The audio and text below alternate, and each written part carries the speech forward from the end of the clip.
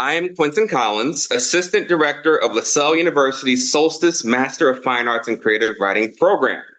Welcome to the fourth in a series of 8 evening readings taking place here in Auburndale, Massachusetts as part of our summer 2024 10-day residency start of our fall semester. As we open this physical and virtual space, I would like to note that we acknowledge that the territory on which LaSalle University stands is that of the Pawtucket and the Massachusetts people.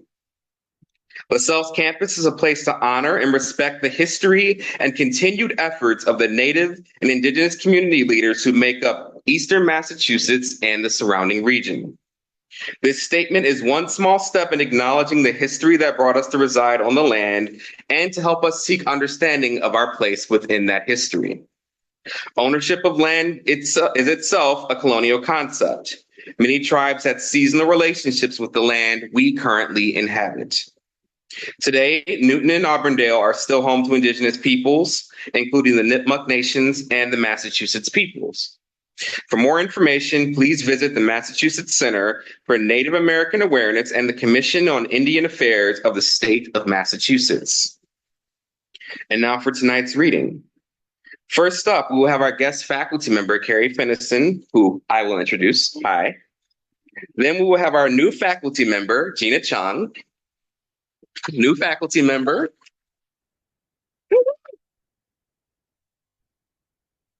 Introduced by our founding director, Meg Carney. And then we will conclude with our second Spotlight Poet, Valerie A. Smith, selected by our partner, Sundress Publications, who will be introduced by our faculty member, Kathy Aguero. Now, before we get started, I just want to say a huge thanks to our faculty at large, Nicole Therese Dutton, without whom we would not be able to continue having these kind of partnerships to bring awesome poets to campus. So with that, I'm going to welcome myself up to the microphone to give my introduction.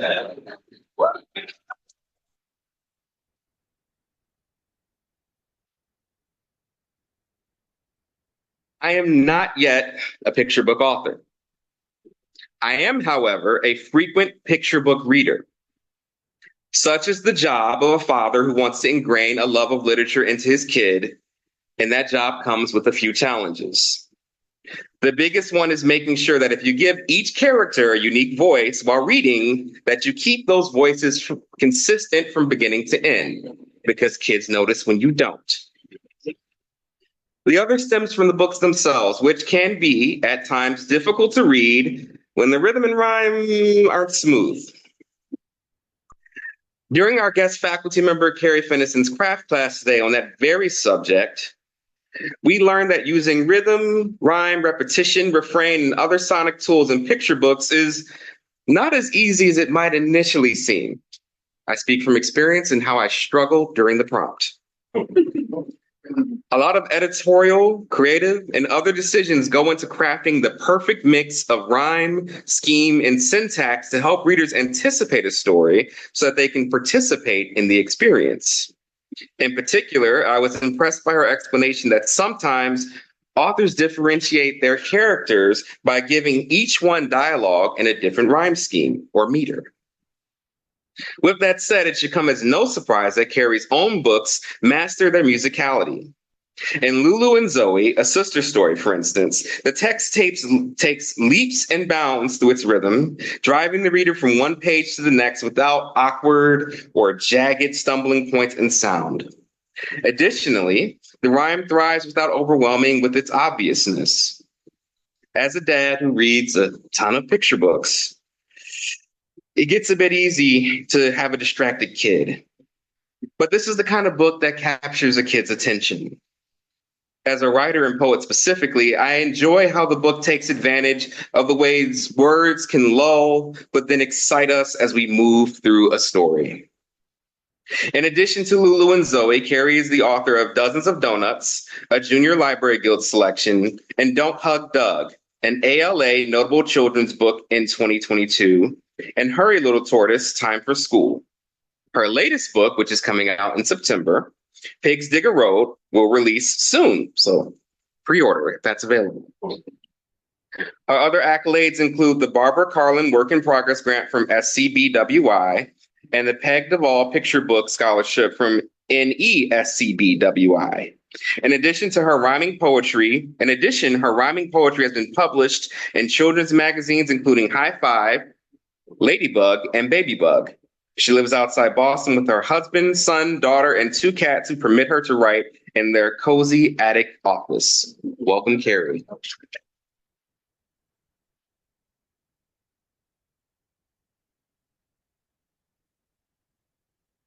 Thank you, Quentin. And talk about imposter syndrome. Oh my gosh. I'm so excited to be here. Thank you for the introduction. And I was telling Meg earlier, I actually, as a writer, as I was working on my development as a writer, I took some of the classes here when they were available for audit a few years ago. So it's really cool to be back here as a guest reader. And as Quentin said, I do have a few picture books that have been published. My first book, Dozens of Donuts, was published in 2020.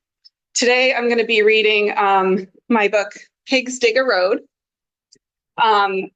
This book comes out in September, and this is like the first time I've ever read it to a group of people at all. So that'll be exciting. We'll see how it goes. So I'm just going to pretend that you're all like 4 and 5 years old, okay? And I'm hoping that you can like pretend that with me. So I'm wondering right now, does anyone have a favorite truck that they like? What kind of truck? A monster truck. Monster trucks are so cool. I love monster trucks too. They're really big and they make lots of noise. Any other type of truck that people like? Backhoe. A backhoe, yes. There's like in this book we have like a bulldozer and there's an excavator. Anyone else have a cool truck that they like? Dump truck. Dump trucks are awesome. This book talks about digging a road, and it goes through all the steps of digging a road and how a construction crew puts a road together. So we have all the different types of trucks that go into making a road. And so you'll see all those trucks in here today. And there's also some pigs, and the pigs are in charge of the project. You can see them here on the cover. This is Rosie. She's in charge. She's the boss of the project. And then the other pigs are Curly down here. Curly has curly hair. And this is Pinky. You can tell Pinky because she's pink. And then this is Stinky over here driving the truck. So that's our story. And I'm going to project it on the screen. So hopefully everyone can see. Can everybody see that? Okay. Is there a way to minimize that thing? There we go. Okay. And I want to acknowledge, of course, the illustrator, because every picture book is created by two people, unless you're an author illustrator. So Brian Biggs was the illustrator on this picture book. He did a fantastic job. He's an illustrator who lives in Pennsylvania, outside of Philadelphia. And he's illustrated a lot of books that have trucks in them. So if you like books with trucks, you might like some of his other books too. Okay, so in any picture book, we start with the end papers, and the story there's always like a little hint of the story usually on the end papers. So on these end papers, we see the pigs kind of driving their trucks around. They're all excited. They love these trucks. And this is the title page. And I dedicated this story to my father, Lorenz Finison. It says, "To my father, Lorenz J. Finison, explorer of farms and construction sites, seeker of back roads, champion of adventure." My father never met a no trespassing sign that he didn't want to disregard. So we did do a lot of crawling around in farms and meeting of cows and things like that. And we see the characters here: Rosie, Curly, Pinky, and Stinky.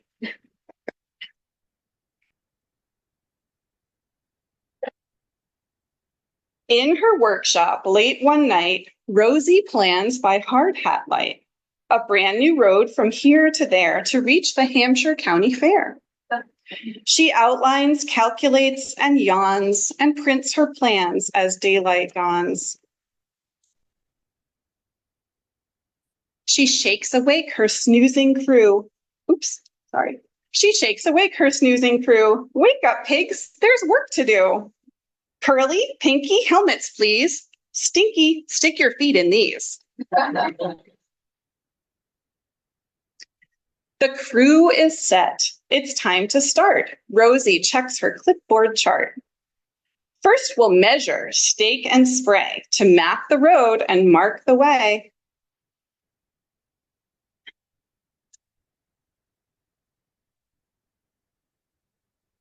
Everybody grabs a hammer. The hillsides echo with the clamor. They bang and clang with all their might, but somehow things are not quite right. And we can see that the stakes are all askew and kind of crooked. They're not exactly what she wants them to be.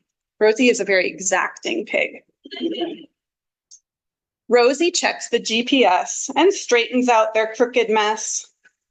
Her arms feel sore, her snout is sweaty, but now the roadway's marked and ready.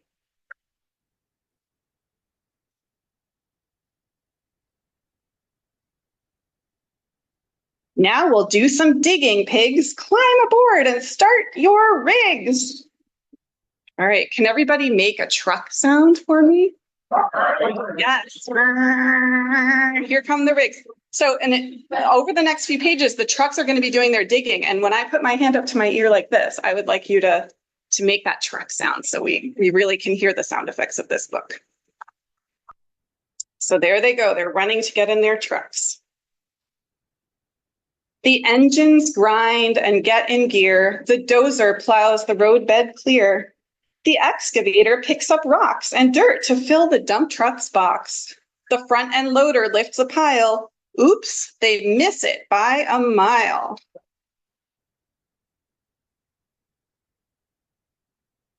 Pinky, Stinky, don't you worry. Watch, I'll clear this in a hurry.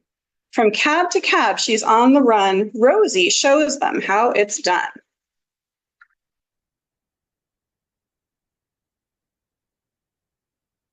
Okay, now they have to get out some more trucks. So where are our trucks? Here we go. Team, let's smooth the path we've made. This roadbed needs a level grade. The grader flattens out the road. The dump truck hauls a gravel load. Curly drives a big compactor. But oh gee, a bee distracts her. And you can see the little bee on her nose right there in the inset. The grader swerves, the gravel spills, and now their road has extra hills. Uh-oh. Rosie grabs a handy rake and quickly fixes the mistake. You're the best! Pigs cheer and clap, but Rosie sure could use a nap. The road's not done. No time to spare. It must be paved before the fair.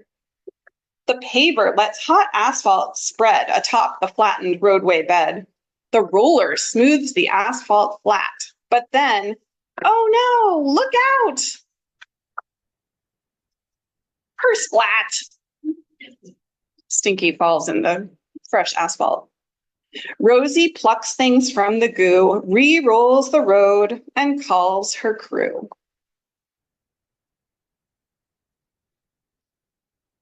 There's only one thing left undone. Listen closely, everyone.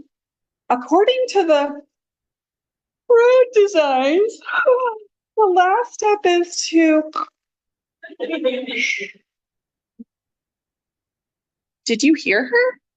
No, did you? What are we supposed to do?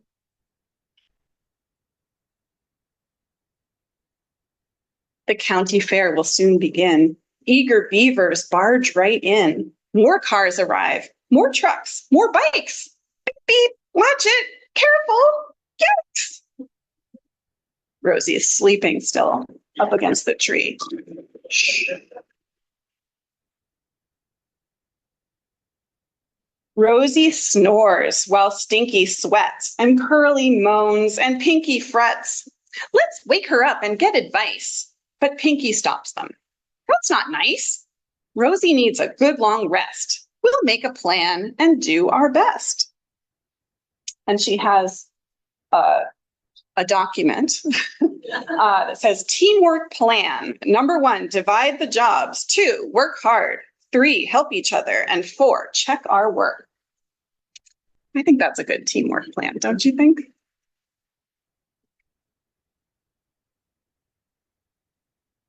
According to the road designs, the last step is to paint the lines. While drivers squawk and grunt complaints, Curly finds a truck that paints. Let me hear the truck. Here it comes. Pinky places signs and cones. Stinky marks the crosswalk zones. They check each step, inspect each line, and all help place the final sign. The sign says, Hampshire County Fair this way. Roosters cock-a-doodle-doo. Rosie wakes and hugs her crew. You figured out just what to do and did it well. I'm proud of you. The brand new road is open wide. Chickens reach the other side. Rosie's road crew leads the way. Their work is done. Now pigs can play.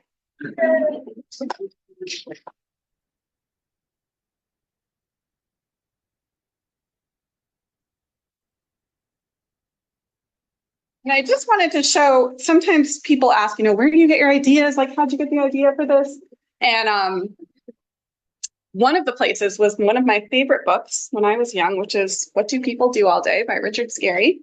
And I read this a lot when I was young, like tons, over and over again, because I loved looking at the pictures and just finding all the cool stuff. And then I read it, of course, to my kids when they were young, but they're a little older now. So I hadn't read it in probably like 5 or 6 years, but I was thinking about it as I wrote the book.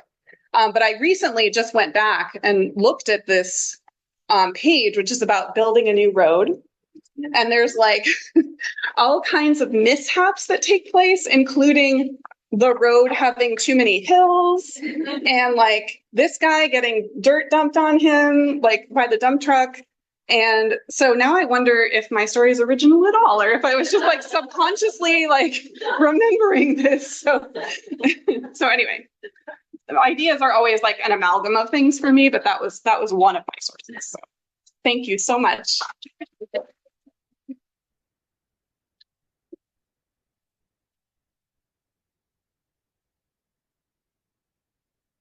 Woman I love. Good evening, everyone. I'm Meg Carney, and it's a pleasure to introduce new faculty member Gina Chung.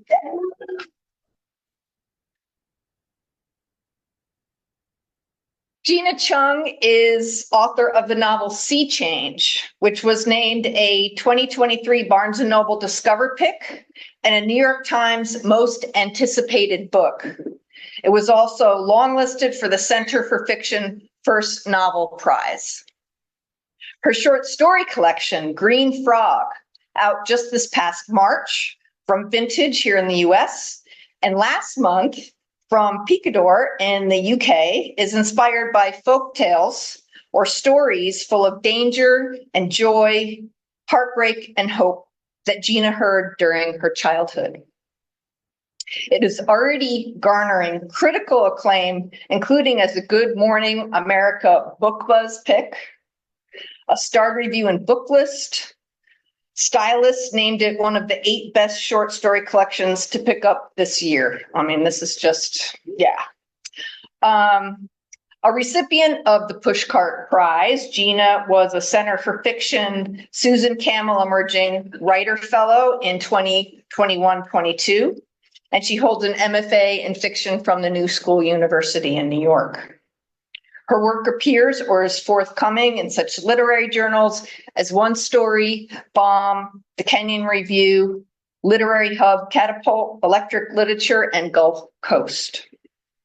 Currently living in New York City, Gina is a Korean-American writer originally from New Jersey.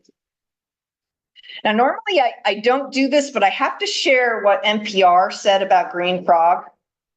Quote, a fantastic medley of short stories that dance between literary fiction, fable, Korean folklore, and science fiction. Wildly entertaining, wonderfully diverse, and always delivered with a superb understanding of pacing, and economy of language. The stories in this collection are full of emotional intelligence. I could have written this, right? I mean, but also prove Chung isn't afraid to explore what genre mixing can do for short narratives. So I know there are a lot of writers in this crowd who are writing in more than one genre and are interested in how one might do that, you know, within pieces that they're working on. So here's your next craft analysis, guys, the students in the room here.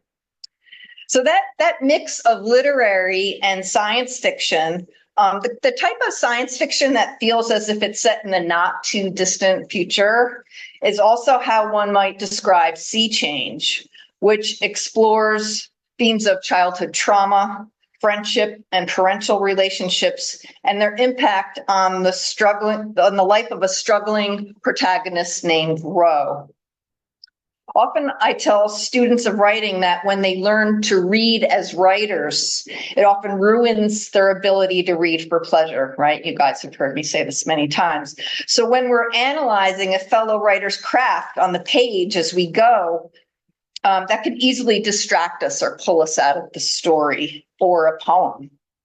So no matter what our genre, what we're aiming for as writers is to sweep our readers away so that they stop analyzing because they're so caught up in the fictive dream of what we've created on the page.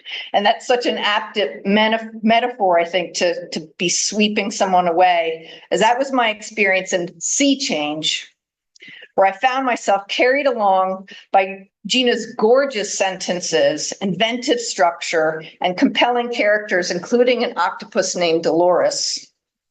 But I sometimes I had to stop and take a breath and like, oh my goodness, what just happened? And I wasn't analyzing. I was just like so swept away by this book. At one point I remember just putting it down and just going, wow. How lucky we are that Gina Chung is now an official member of the Solstice MFA program faculty, and please join me in giving her a warm welcome. Come on up, Gina.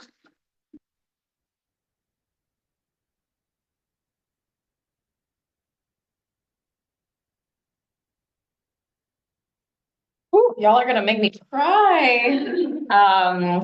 No, thank you so much, Meg, for such a beautiful introduction, and thank you all. Hi, everyone. What a joy it is to be here with you all tonight, and this week in such radiant and talented company. I've just been soaking it all up, honestly, those last couple days, and it's been so wonderful to be in conversation with so many of you, to be sitting in on classes, to be hearing some of your work. It's truly just such a joy, and I'm super excited to be joining full-time in January. Thanks so much to Meg and to Quentin for having me and for putting this incredible week together. It's so much work, and I know it's such a labor of love, so thank you both so much. Also, just an incredible reading from Carrie. A friend of mine has a 2-year-old son who's currently in his digging truck era, so I'm gonna need to pre-order that book for them. So I'm going to read from my short story collection, Green Frog, which just came out this past March. And the story that I'll read from is called Attachment Processes. And before we begin, I'll just offer a quick content warning for topics including grief and bereavement, and specifically the loss of a child. Ellie came back to us at 5 years old, exactly the way she had been before. She was asleep in the back seat of the car when they brought her to us, her hair pulled back and up into a fountain of silky strands held together by a red elastic. How I had loved to brush and braid her hair, to watch it shine a reddish gold in the sunlight, the way my own never had. She'll be asleep for another 5 hours or so. Boot ups, just to make sure all the applications are finalized, the tech said, busying herself with a clipboard. I wobbled my name onto the dotted line of the release form while Dan unbuckled the carrier and brought her inside. You'll need to log your progress with Eleanor over the next few months, but for now, just focus on bonding with her. She'll be learning along with you, the text said, giving us a warm, professional smile. Ellie, I said. Her name is Ellie. The tech consulted her clipboard. Of course, she said. Ellie. The warm smile came back. Congratulations on this exciting new journey. We really appreciate all the work you put into this, Dan said, shaking her hand. He always knew just what to say, even when I didn't. It was one of the reasons we were still married. Then it was just the three of us. We studied her as she slept, holding each other in a way we hadn't in a long time. She sighed and turned her head, revealing a small crosshatch imprint on her cheek from the fabric of the carrier. It was all so real. I bit the soft part of my palm, the web of skin between my thumb and index finger to keep from hyperventilating. Andy, Dan said. His hand made circles on my back in a way that was meant to be soothing. I shrugged him off and his hurt filled the room like a smell. Sorry, I said, not looking at him. I just need a second. I bent over the carrier. I didn't know if I was afraid that they had gotten a crucial detail wrong or afraid that they had gotten everything right. But it was all there. Her long, thick eyelashes, which were Dan's, mine slanted straight down, the wide nose, mine unmistakably, the perfect bow of her lips, who knew where that had come from, and the small scar over her left eyebrow from the time she had walked into our coffee table at age 2. Let's get her upstairs, Dan said. He delicately picked her up from the carrier, supporting the back of her head as carefully as he had done when she was an infant. I followed him up the stairs obediently, helpless to understand the rising tide of grief and guilt inside me. Shouldn't I have been ecstatic? Wasn't this what every parent who had ever lost a child wanted? This was our Ellie, our baby, come back to us. And all I could do was stand in the darkened hallway and bite my lips to keep from crying out. The counselor assigned to our case had warned us that the feelings we would experience upon seeing Ellie again could be confusing and difficult to process. Re-engagement is not an easy step for most families, she had said during our last session with her. The interior of her office was tasteful yet unmemorable in a way that I both didn't trust and felt grateful for. White walls, green plants, pale blonde furniture, and a pink rug beneath our feet. We sat on a low couch and held hands, discussing options. We could have been in any therapist's office in the world. You will be feeling many different, seemingly contradictory feelings, and I want you to understand that it is natural to feel afraid or upset. The counselor's voice was as smooth and mellifluous as the cello music playing in the background. Over the next few weeks, you'll be expected to know how Ellie is adjusting to life in your household, if she is remembering details, names, places. I thought the technology would take care of all of that, Dan said. It will, but the embedded memories may take some time to activate, the counselor said. The archive you provided was quite extensive, so I have no doubt that she will have everything that she needs to start her new life. But you will need to be patient while the two of you and Ellie adjust and recalibrate to one another. But what if she doesn't? I said. Andy, Dan, let Andrea express herself. This is a safe environment. I wanted to roll my eyes, but I controlled myself and took a deep breath. You said if she is remembering details, names, places. So what if she doesn't? What then? What if things don't go according to plan? This all seems incredibly uncertain to me. Isn't that the question all parents face when they're about to meet their child for the first time? The counselor said. Parenting is one of the most uncertain games out there, she added gently, as if I didn't already know. I studied the weave of her expensive-looking olive green sweater and didn't say anything else for the rest of the session. On the drive home that day, I asked Dan if he was sure. He took one hand off the steering wheel and ran it through his hair, sighing. We've talked about this, Andy, he said. We've weighed the pros and cons. But what if she hates us, I said. What if it's not her? It won't be the same, he said simply, but we might as well try. He reached for my hand. His felt warm and dry, not like mine, which was damp with perspiration.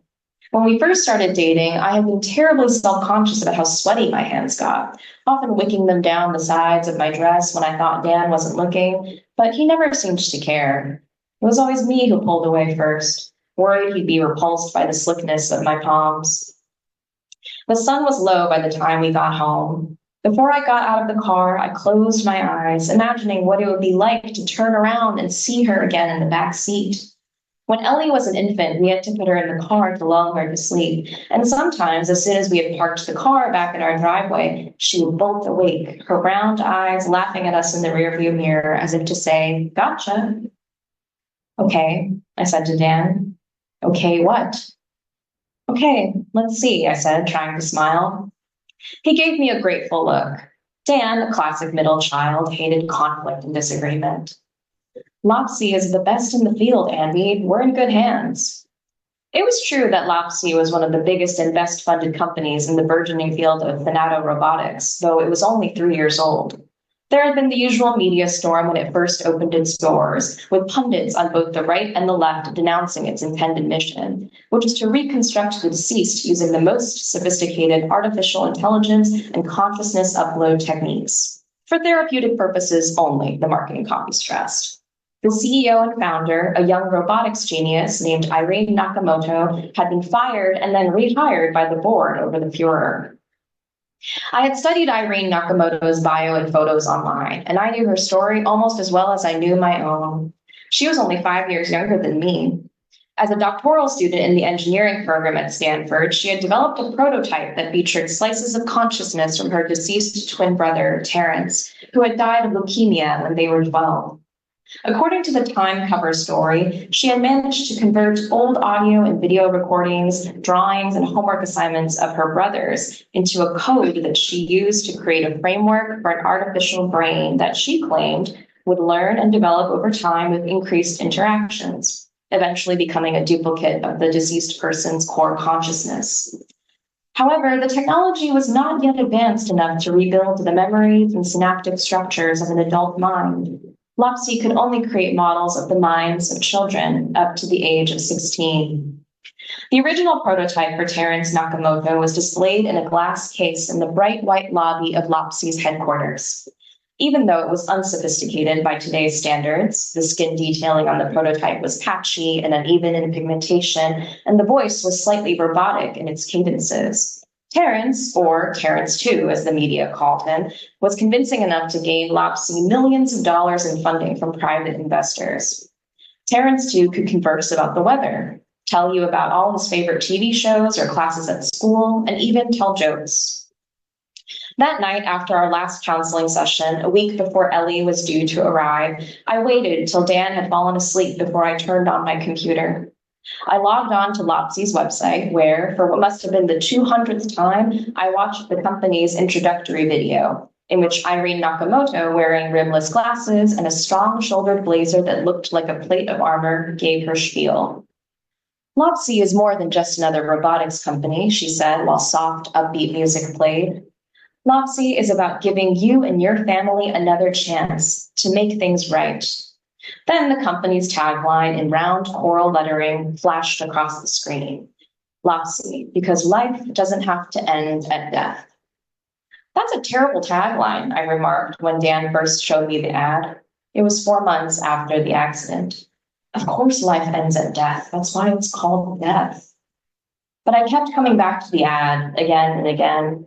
Perhaps it was because of the steely glint behind Irene's glasses, the look of a woman who, behind the publicity hoopla, actually knew what she was doing. Perhaps it was the strange rush of emotions that I felt at seeing another Asian woman, similar in age to me, doing something almost unimaginable. Perhaps it was the crushing sadness that woke me every morning with its weight. But it was probably the fact that earlier that day on a jog, I had seen a mother and her teen daughter walking side by side and arguing, before one of them made a joke and they dissolved into twin peals of laughter, suddenly looking like sisters. The twist of pain I felt almost brought me to my knees, as the knowledge that I would never see Ellie again radiated through my skull like heat. So in the end, I was the one who called the number. I did the research on Irene Nakamoto and stared at countless publicity photos of her and her parents with Terrence too, their arms around one another, grinning like a real family. I scheduled the initial consultation session, and I sketched out the hefty payment plan and managed, over months of careful campaigning, to convince Dan that we should go for it. So why did I feel suddenly so scared? I had not wanted to be a mother. Years ago, we had moved from New York City to San Francisco because Dan had snagged a UX researcher role at an up-and-coming tech company. The salary, even after accounting for the higher cost of living in San Francisco, made us both laugh with disbelief.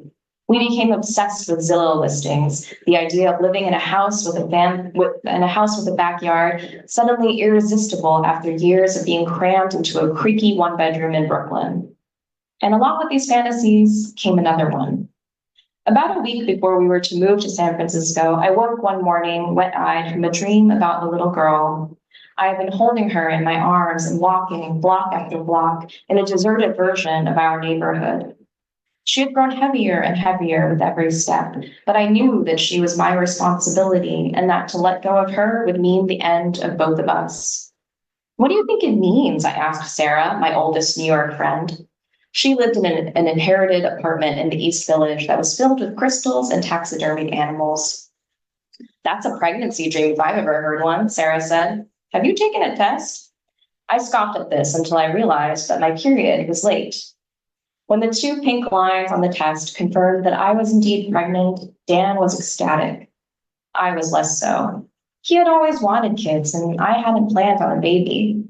I was going to work on my book in San Francisco, finally giving up my freelance writing gigs because Dan and I had decided that his new salary would be enough to cover us for a year or so without my working. But as time went by, it became easier to imagine a child, a small human that would look like us and eventually, we hoped, become something better than the two of us combined. 8 months later, on a cold, foggy August day, Ellie was born and I fell in love. Dan, of course, loved Ellie as well, and as I had always known he would be, he was a good and attentive father. But my reaction took us both by surprise. Sarah called me often in the months after Ellie was born, concerned that I would be going stir crazy with nothing but the book and the baby to keep me occupied. But I could have stared at her seashell ears, the delicate whirl of hair at the top of her tiny baby skull, and her pearlescent, rounded cheeks for hours. I told Sarah this, and she was both alarmed and amused. I never thought you'd be that type of mom, she said. We named her Eleanor after a dead grandmother on Dan's side of the family, but it wasn't long before she became Ellie, which conveniently could be used as a Korean name as well, Eddie. No matter how many times I taught Dan how to say it properly with just the slightest trill over the R, he was unable to master the pronunciation. Normally, this would have irritated me, but my happiness made me selfish, and I was secretly glad that being able to correctly say Ellie's name in Korean was something he would not be able to share with me. The joy I felt when I held her or watched her observe the world felt like an iridescent, fleet-footed thing. I knew that I had done nothing to deserve its presence in my life, but I was content to let it wander through the fields and valleys of my heart. I kept waiting for this happiness to leave me, to be replaced by the inevitable postpartum depression. But to my surprise, it lingered, took root, and grew. Thank you.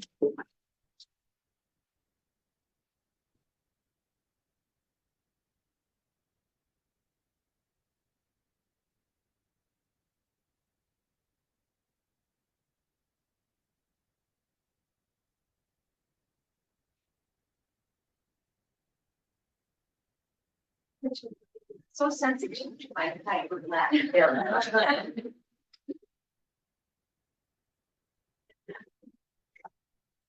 Ooh, so I'm so happy to be able to say more good things about Valerie Smith. And I'm honored to introduce the Spotlight Poet. And I just want to echo Quinton's thanks to Nicole Therese-Dutton, Solstice Writer at Large, who sponsors the Spotlight Poet series, and also to Sundress Press, who is our partner in bringing Valerie Smith to Solstice. Valerie A. Smith is a poet and creative nonfiction writer with a PhD in English from Georgia State University. She earned her master's at Kennesaw State University. Smith is a 2022 Sewanee Writers Conference Scholar and Hambridge Center for the Creative Arts Fellow. Her poems have appeared in Wayne Literary Review, Spectrum Literary Journal, Dogwood, a journal of poetry and prose, Crosswinds Poetry Journal, and Chloe, a journal of artful candor, Type House Literary Magazine, Oyster Review Pages, Obsidian, Literature and Arts in the African Diaspora, Solstice Literary Magazine, Auburn Avenue, and South 85, an impressive list of publications indeed.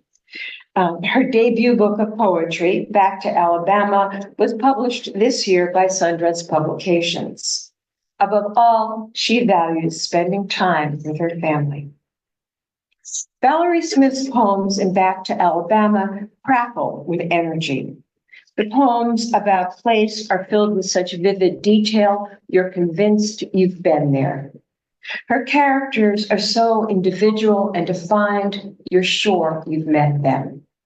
No matter the form, multiple choice, numbered lists, each poem pushes back against easy complacency. One asks us to imagine Harriet Tubman as a caseworker. Another gives ferocious voice to Charleston, South Carolina. Quote, I serve a meal so rich in blood, you might become a cannibal. End quote. Some poems, such as The Cost of Living, express a righteous anger.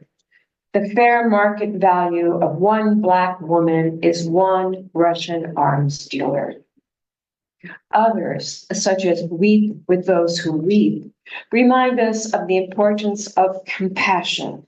Quote, when you see a woman kneeling low in the morning dew, don't stop your feet from moving toward her.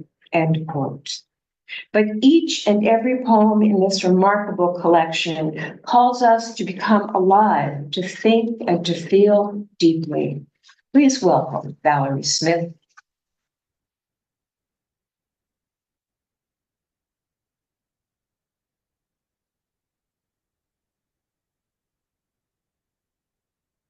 Thank you, Kathy. That was such a beautiful introduction. Thank you, Quentin. Thank you, Meg. Thank you, Sundress Publications. I am thrilled to be here, all of you here at LaSalle. I do have a few poems to read. Yes, this is my debut collection of poems, Back to Alabama, and I'm just so excited to share them with you.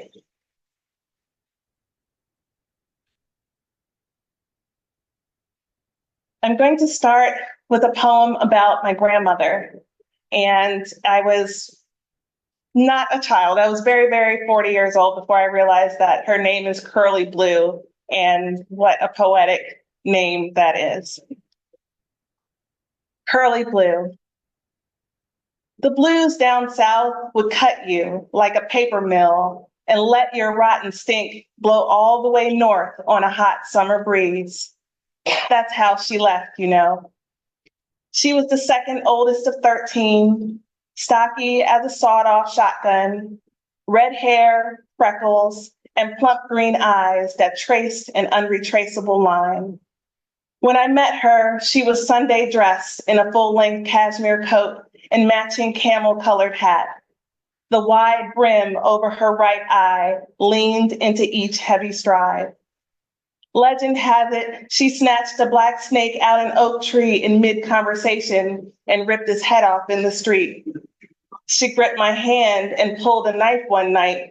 We stayed too late at Menlo Park Mall and had to walk out the service exit. I was just tall enough to see the blade flash in the corner of my eye. Her anointed hands could rub a rash clean and make me believe the blues were always one bitter snuff can away from spitting out the truth. Okay.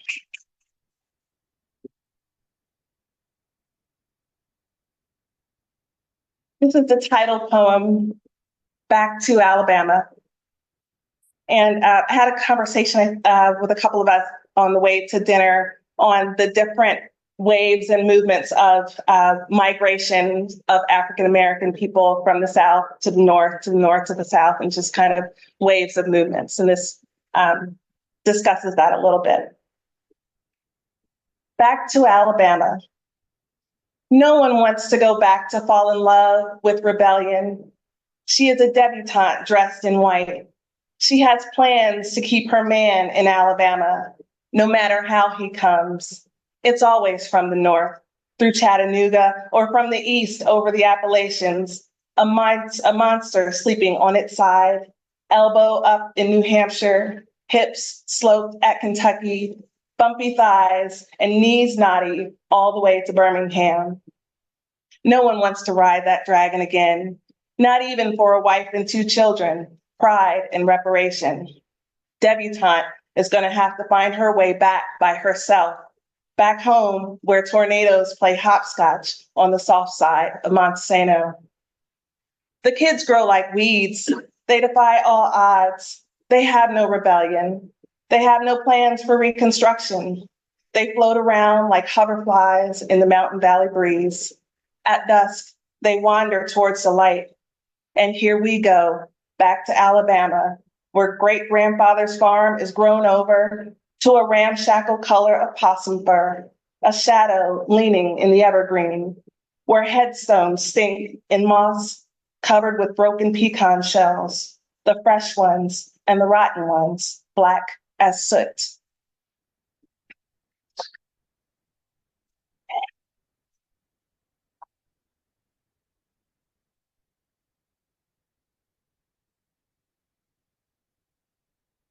And I will read Harriet Tubman, because this was it came from a prompt, but it was actually about my sister. This is Harriet Tubman as a caseworker. These nights, no one is home. Caseloads of young, the North Star, foggy. When I was a child, someone hit me so hard, I lost my sense of beauty. I hear the ocean beating where the ice marches over the shore. Freedom is the choice to cross a river. Tell a child another world exists. I am not the only one. If you look out at night, you'll hear them calling.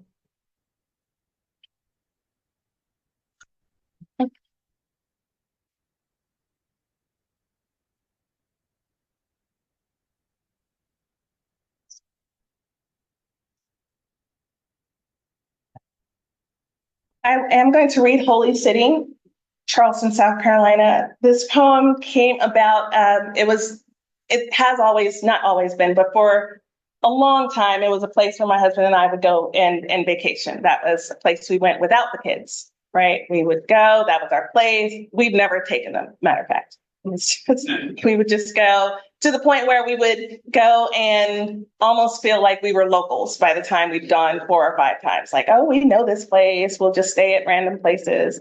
But also we learned so much each and every time. The first time we went to all of the tea houses, we went to all the plantations, we rode horses, we did all the things.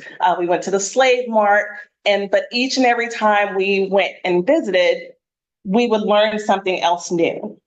And I think at some point during those visits, became just a kind of a conflict, like, wait a minute, there's so much African-American Black history here.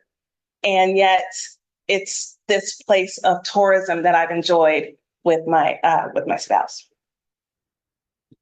Holy City, Charleston, South Carolina. I was once free to give and let live until the tides turned ship after ship against my shores, ripping my sandy skirt, shredding me like blades of Bermuda. This womb survived like a twin grabbing his brother's ankle, fighting for birthright over a bowl of she crab soup. I never said welcome when they entered spilling souls. Militant is my middle name for battling malaria against the Matses and the Mistresses. Grandmothers used to call me a haint, and here lies Princess Chwahala. You say I'm your favorite place to visit, and I laugh because I'm in your feet standing on my shoulders. I'm in 100,000 pairs of daylight eyes. Spend the weekend wading through my bones. My bosom gleams moist with milk. My babies snake bitten, drowned by Ashley and Cooper. Listen to the wind weeping. Welcome, and we become each other's suicide pact. I'll die if you die. That's what he must have said when he cut Christ down at Mother Emmanuel. I serve a meal so rich in blood, you might become cannibal. So fed up with the change of my complexion, I can't afford to look you in the mirror. Return to folly. My blueprint reads like Smalls and Equiano calling from the earth. 400 years later, and I am the closest you'll ever get back to Africa.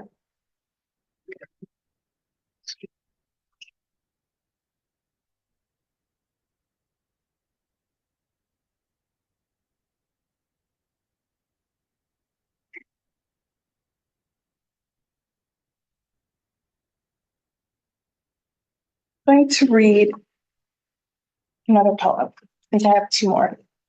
How much time do I have? Good. This poem doesn't have a whole lot of introduction. I'll just read it for you. You mad Brittany Griner is free. 1, because Black. 2, because she. 3, because she Black. 4, because she Black, because she wife. 5, because she Black, because she wife, because she hoop. 6, because she Black, because she wife, because she dunk, because she tatted up. 7, because free Black, because wife free, because free throw, because free ink, because she tall. Because she light, because she wife, because she net, because she ink, because she height, because she locked up. 9, because she Black, because she wife, because she block, because she inked, because she stature, because she twist, because she paid. 10, because Black, because wife, because post, because paint, because tall, because lock and key, because paid, because right. 11, because she gold, because she wife, because she fly, because she art, because she high top, because she fade, because she paid, because she right, because she out. 12, because she Black, because she wife, because she passed, because she ink, because she tall, because she fade, because she paid, because she right, because she out, because she Black. 13, because she Brittany, because she is, because she free.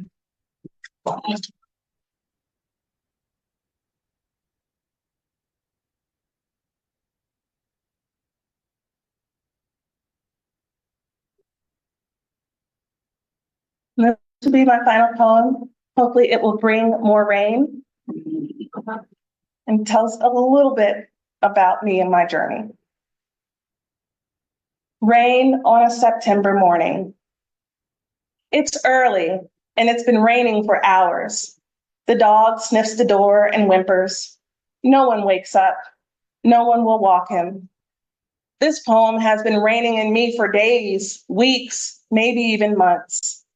I love laughing, but I'm just as likely to side-eye. What's with all the rain? I'm all trauma and long memory, gaps between raindrops, the blue dot on radar, watching green, yellow, orange, red, all the colors of rain come my way. What kind of poet are you? A mentor asked. Since then, I've been sitting upright, waiting for the rain to tell me. I'm the Black rain experience, a late bloomer hiding beside a basket of clothes, rubbing Nacho's backside with my foot. Studying for exams has taught me more about rain than I wanted to know. It's romantic how God made me to notice the trees and rain. Where would I be without stanzas to enter and leave in the rain? Each line is a little couch where a few words sit next to each other, wondering what will happen when their knees touch. I spent the last 2 months without a woman on my study schedule. Everything I know about Black poets, I taught myself between thunder and light. This is how I come in from the rain. I close my eyes and imagine I'm manageable. Thank you.